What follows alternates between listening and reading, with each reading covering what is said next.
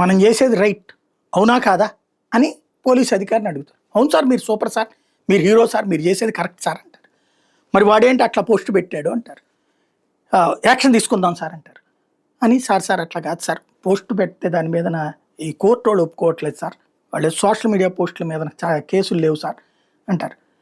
నువ్వేం చేస్తావు నాకు తెలియదు, అది తప్పని నీకు కూడా అనిపిస్తుంది కదా, నువ్వు పోలీసు అయి నీకు కరెక్ట్గా తప్పని అనిపిస్తుంది కదా, మరి ఏదో ఒకటి చెయ్యి, ఓకే సార్ మేము చూసుకుంటాం. అందులో భాగంగానే చెరుకు రసం అమ్ముకునేటటువంటి వ్యక్తి, వైసీపీకి అనుకూలుడైనటువంటి వ్యక్తి అయినటువంటి ఒక అతన్ని అరెస్ట్ చేశారు. చేసేసి తర్వాత సోషల్ మీడియా పోస్ట్ పెడితే కనుక కనీసం రిమాండ్ కూడా ఇవ్వద్దని హైకోర్టు ఆదేశించింది కాబట్టి గంజాయి ఎవరో తాగుతున్నారు, వాళ్ళని అడిగితే గంజాయి వేరే వాళ్ళు అమ్ముతున్నారని చెప్పారు కాబట్టి వాళ్ళ దగ్గరికి వెళ్ళి పట్టుకుంటే అతను కారులో గంజాయి ఉందని చెప్పాడు, మేము వెళ్ళి ఆ కారులో చూసాం, గంజాయి పట్టుకున్నాం, 1.5 కేజీన్నర గంజాయి దొరికేసింది అంటూ ఒక కథ అల్లి, ఏదో యండమూరి వీరేంద్రనాథ్ కూడా ఇంత చక్కగా అల్లడేమో అట్లాంటి ఒక కథ అల్లి తీసుకెళ్ళి కేసు పెట్టారు. ఇప్పుడు ఆ కేసు కోర్టు ఆ కథలోని చిక్కుముడులు విప్పింది, చాలా స్ట్రాటజిక్గా అడిగింది. అక్కడ వైసీపీకి సంబంధించినటువంటి లీగల్ సెల్ని అభినందించాలా, పాయింట్ టు పాయింట్ రైట్ చేయడం.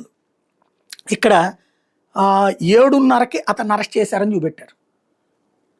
వీళ్ళ ఆవిడ వచ్చి 7 గంటలకు కంప్లైంట్ ఇచ్చింది. జనరల్ డైరీలో 7 గంటలకు కంప్లైంట్ ఇచ్చినట్టు రాసుకోవాల్సి వచ్చింది, కోర్టు అడుగుతోంది కాబట్టి. 7:30కి అరెస్ట్ చేసినట్టు చూపెట్టారు. అంటే 7ంటికి కంప్లైంట్ ఇస్తే 7:30కి ఎట్లా అరెస్ట్ చేస్తారు? Logical point. మన వకీల్ సాబ్లో పవన్ కళ్యాణ్ అడిగిన తరహా అనమాట. అక్కడ బుక్ అయిపోయారు.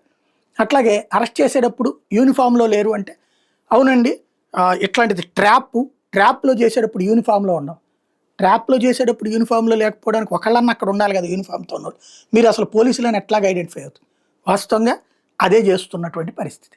దాన్ని ఇప్పుడు పట్టుకున్నారు. అట్లాగే వీళ్ళు ప్రతిదానికి ఆ సెల్ ఫోన్ టవర్ అంటుంటారు కదా, ఇప్పుడు ఇతన్ని ఎక్కడికి తీసుకెళ్లారని తెలియడానికి ఇతను జియో ఫోన్ వాడుతున్నాడు కాబట్టి ఆ జియో ఫోన్ వాళ్ళకు కూడా నోటీస్ ఇచ్చి ఇతని సెల్ ఫోన్ ఆ రోజున ఏ ప్రాంతాల్లో ఇది పనిచేసింది, సెల్ టవర్ ఏ ప్రాంతాల్లో ఉందో లెక్క చెప్పన్నది కోర్టు. తద్వారా పోలీసులు ఎక్కడెక్కడ తిప్పారు, ఒంగోలు తిప్పారు, ఇంకొక చోట ఎక్కడ తిప్పారు, అది తెలుసుకోవాలనుకుంటుంది.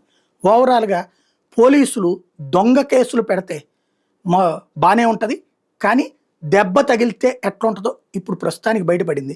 కానీ ఇక్కడతో ఆగుతారా అంటే, మా ఉద్యోగం, మా జీతం, మా కుటుంబం బ్రతకడం కోసం ఎవరినైనా నాశనం చేస్తాం, ఏ రాజకీయ నాయకుడైనా బానిసత్వం చేస్తాం, అధికార పక్షం చెప్తే వాళ్ళ చెప్పు చేతల్లో పనిచేస్తాం, రాజ్యాంగం మాకు అక్కర్లేదు, మాకు జీతం ఇస్తున్నది ప్రజలు కాదు రాజకీయ పార్టీలను భావిస్తుంటే ఏం చెయ్యాలి ప్రజలు?